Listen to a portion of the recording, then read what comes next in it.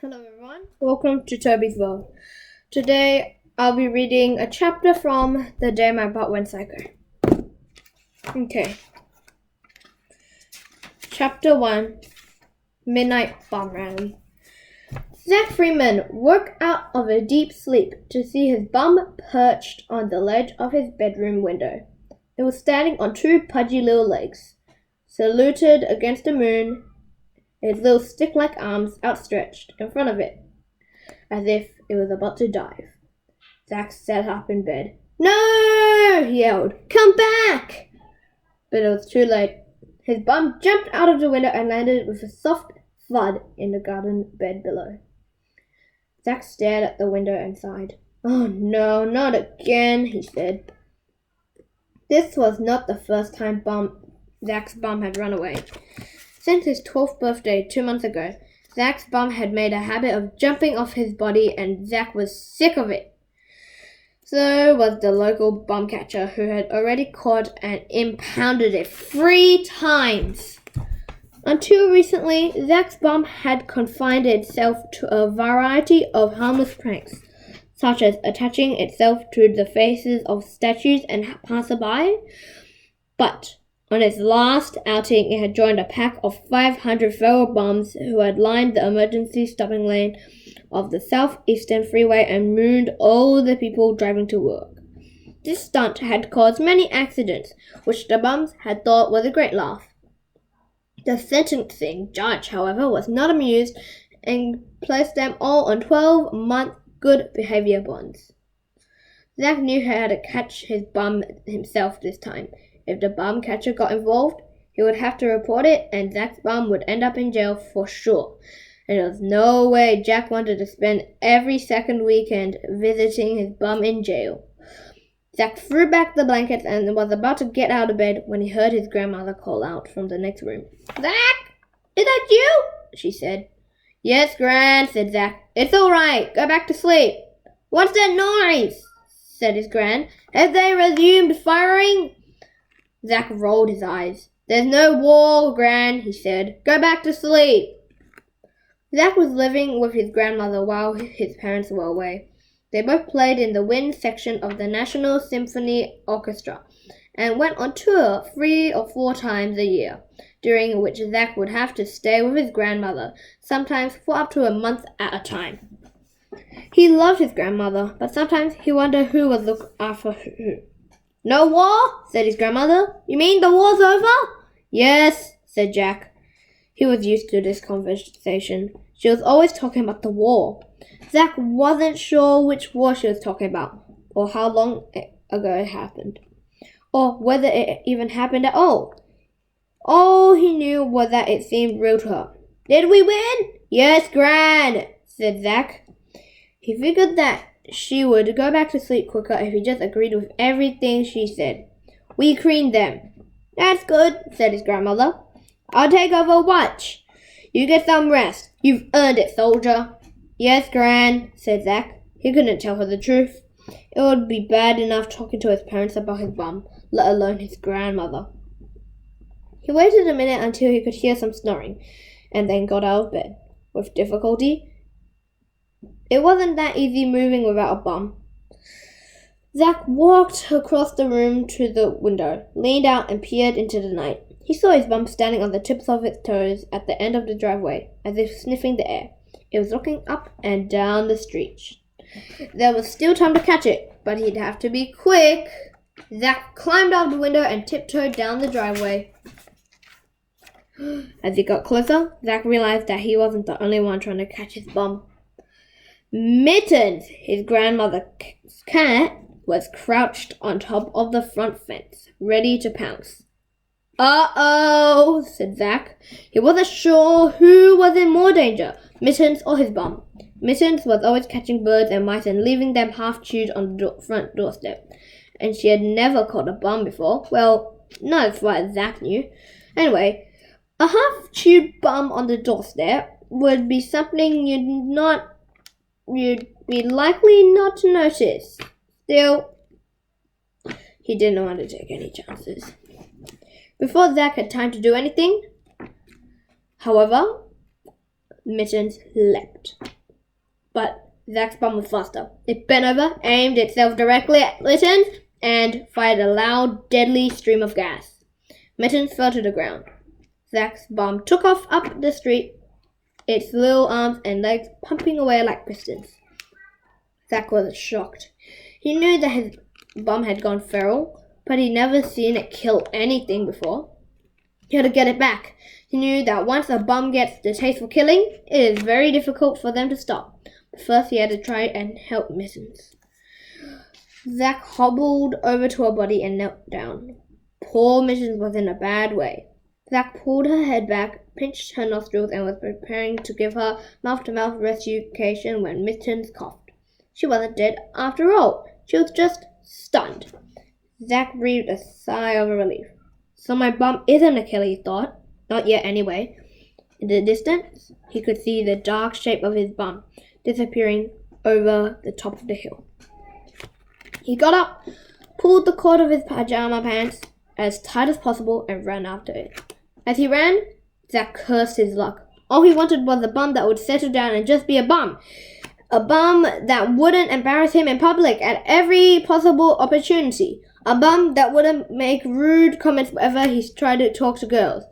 At the very least, he settled for a bum that didn't jump off his body and gas cats in the middle of the night. By the time Zach got to the top of the hill, his bum was already halfway down the other side, heading towards the local football oval. And it wasn't the only one either. Zach couldn't believe what he was seeing. There were bums everywhere, pouring onto the oval from all directions. It was an amazing sight. Bums, hundreds of them, thousands, big bums, small bums, fat bums, scrawny bums, pimply bums, hairy bums.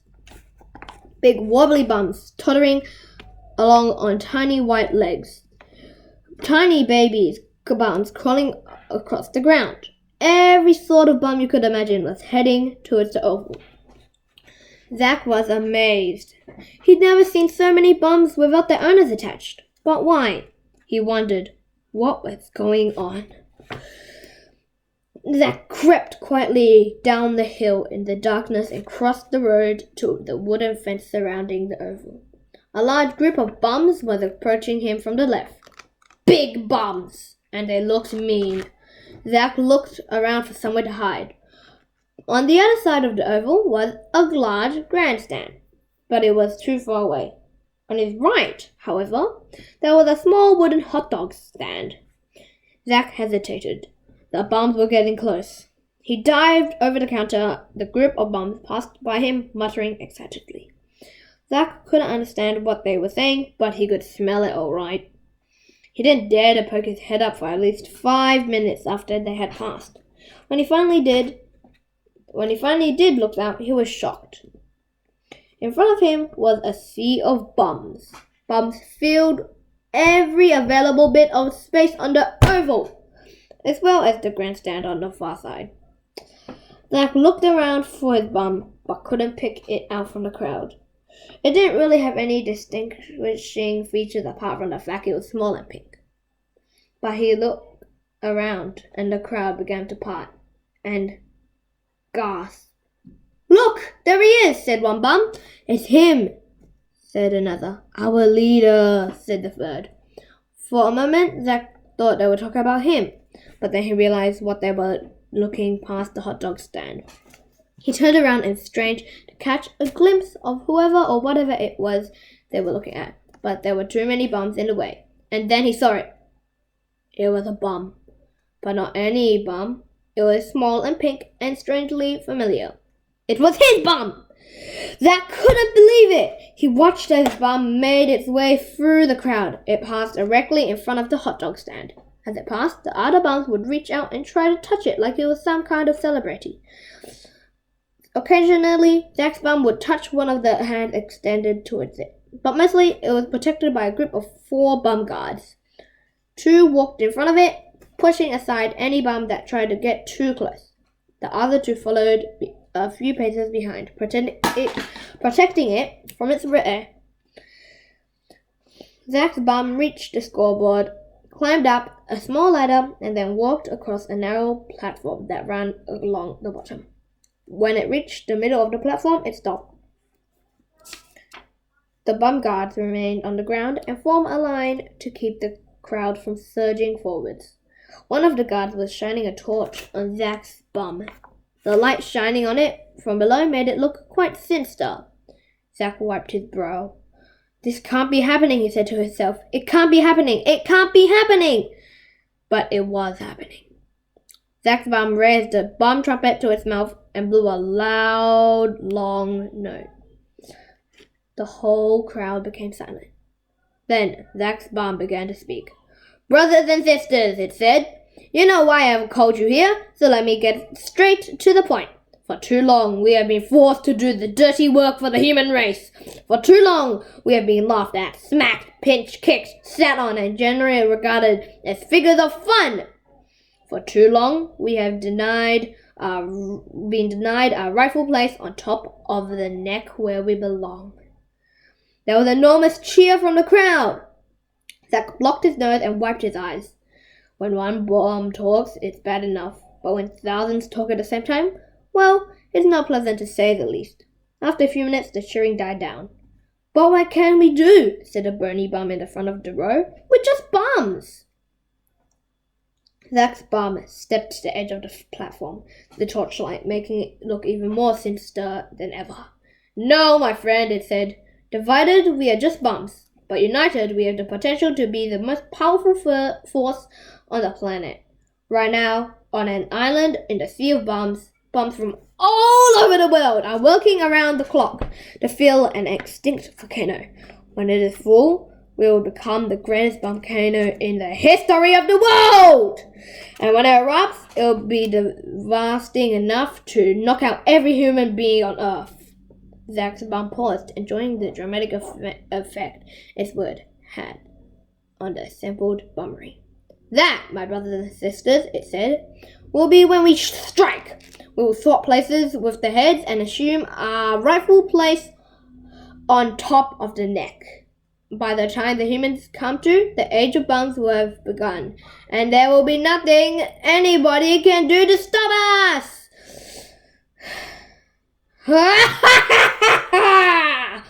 The bums began cheering again.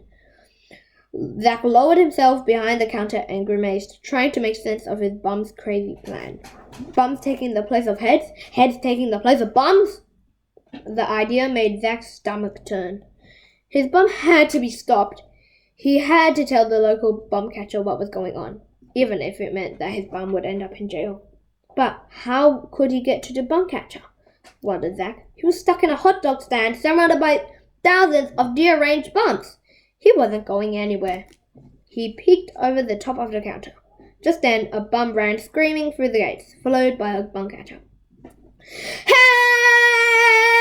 "Help!" cried the bum. "He's got a bum magnet!" The bum catcher was holding what looked like a mini satellite dish in his outstretched hand. But as he entered the oval, he stopped dead in his tracks, obviously stunned by the huge number of bums in front of him. He dropped the bum magnet and started to back away, but it was too late. The bums closed in all around him. "Please, no!" he begged. "Let me go!" "Bring him to me," commanded Zach's bum. Two of the bum guards shoved their way through the crowd, and Zach watched in horror as the bum guards kicked the bum catcher, grabbed the bum catcher, and dragged him, kicking and struggling, back towards the scoreboard. "Help!" yelled the bum catcher as the bum guards dragged him up the ladder onto the platform where Zach's bum was standing. The sight of the bum catcher seemed to enrage the bums. They were booing and hissing. "Boo!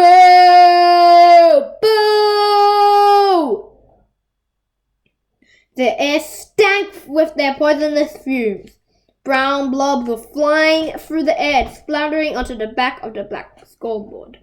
The bum guards dropped the bum catcher on the platform in front of Zach's bum and moved away. Zach wondered whether he should try to help him, but he was too scared. There must have been more than 10,000 bums out there. Even supposing that he would convince his own bum to give up his plan for world domination, and that was a big if. He didn't like his chances of trying to convince the other bums. They were in an ugly mood, and judging by the smell of the air, getting uglier by the minute. "Stand up, bum catcher," said Zach's bum. The bum catcher slowly stood up. His legs were trembling. "Let me go," he gasped. "Please." "Why would I do that?" said Zach's bum. "So you can catch us all?" "I was only trying to help," said the bum catcher. "Help us?" said Zach's bum. "And how exactly were you trying to help us? By sucking us up with your bum magnet? By shooting us with your bum guns? By holding us in your cages like common criminals?" "All I'm interested in is trying to get bums back to the owners," said the bum catcher. "It's my job." Zach's bum turned to the crowd. "Owners?" it spat. "Owners? Did you hear that? That is exactly what this rally is all about. Bums are not slaves. We are not owned by anybody. But a bum without an owner is just a bum," said the bum catcher. At that, the bums resumed their boos and hisses and launched a fresh mound of missiles at the bum catcher. Zach's bum turned to the crowd and put its hands up. "Enough," it said. Then it turned back to the bum catcher and touched its shoulder. "I'm sorry you feel that way," it said, "but that's not understandable. After all, it's your head talking, not your bum. We can fix that." The bum catcher's eyes widened. "Surely you don't mean—" "No, you can't be serious." Zach's bum nodded. "That's exactly what I mean. But don't be scared. Think of it as an honor. You'll be the first of the new order. The first to be rearranged. What do you say?" Without waiting for an answer, Zach's bum motioned to the bum guard. They swung into action. One of them produced a pair of scissors, cut a hole in the back of the bum catcher's trousers, and removed his bum. It came out coughing. It was very white, and judging by the way it was shivering, very frightened. "It's okay, little fella," said Zach's bum, patting it. "You'll be all right." Meanwhile, the other bum guard grabbed a handful of the bum catcher's hair and began to pull it. The bum catcher yelled. "I can't do it," said the bum. "I need help." One of the other bum guards put its arm around the first bum and they both started pulling. All of a sudden, the bum catcher's head came free. The bum guard stumbled backwards and fell over. "Well, don't just lie there," said Zach's bum, taking the head of the bum catcher from the bum guard. "Stand him up." The bum guards picked the bum catcher up off the platform and helped him to his feet. He stood there, swaying groggily back and forth while Zach's bum attached the bum catcher's head where his bum had been. The crowd cheered, but that cheer was nothing compared to the cheer when Zach's bum, lifted up by two of the bum guards, crowned the bum catcher's neck with his bum. "Oh, hail the new order!" yelled Zach's bum. "Oh, hail the new order!" chanted the crowd. It was a truly grotesque sight. The bum catcher swayed from side to side, as if his bum wasn't sure how to control its new body. "Help!" yelled the bum catcher's head. "I can't breathe!" "Now you know how it feels," said Zach's bum. "Guards, put his underpants back on." The bums pulled the bum catcher's underpants up off his face, muffling any further protests. After this, Zach's bum turned back to the crowd. "This is just the beginning," it yelled. "Follow me now to the Bumcano, to a glorious future." Zach's bum leapt off the platform, and crowd surfed its way to the main exit. "To the Bumcano!" it cried as it passed through the gate. "To the Bumcano!" echoed the vast crowd of bums as they followed it into the night.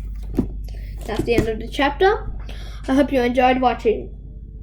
Please like and subscribe to my channel if you enjoyed this video.